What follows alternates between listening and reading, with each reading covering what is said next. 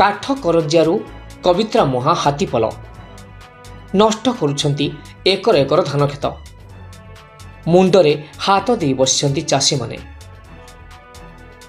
କେନ୍ଦୁଝର ଜିଲ୍ଲାରେ ବଣୁଆ ହାତୀଙ୍କ ଉତ୍ପାତ ବଢ଼ି ଚାଲିଛି।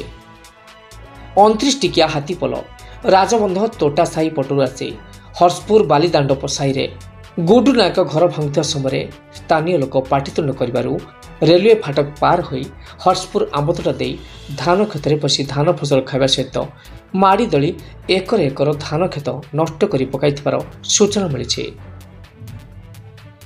ନିଜର ଧାନ କ୍ଷେତ ଉଜୁଡ଼ିଥିବା ଦେଖି ମୁଣ୍ଡରେ ହାତ ଦେଇ ବସିଛନ୍ତି ଚାଷୀ। ହାତୀପଲ ଅରଡେଇ ନଦୀରେ ଗାଧୋଇବା ସମୟରେ ଦେଖିବା ପାଇଁ ଭିଡ଼ ଜମିଥିଲା ସେଠିକାର ଲୋକଙ୍କର। ବନ ବିଭାଗ ଏବଂ ସ୍ଥାନୀୟ ଲୋକେ ମିଶି ଘଉଡ଼େଇବାରୁ ହାତୀପଲ ନଦୀ ପାର ହୋଇ କାଠ କରଞ୍ଜିଆକୁ ପଳାଇଥିଲେ। ସେଠାରୁ ନଦୀ ଧାରେ ଧାରେ କବିତ୍ରା ଗ୍ରାମ ଦିଗକୁ ଯାଇ ନେଇଥିବାର ସୂଚନା ମିଳିଛି। କେନ୍ଦୁଝରରୁ ସରୋଜ କୁମାର ମହାପାତ୍ରଙ୍କ ରିପୋର୍ଟ, OTN TV।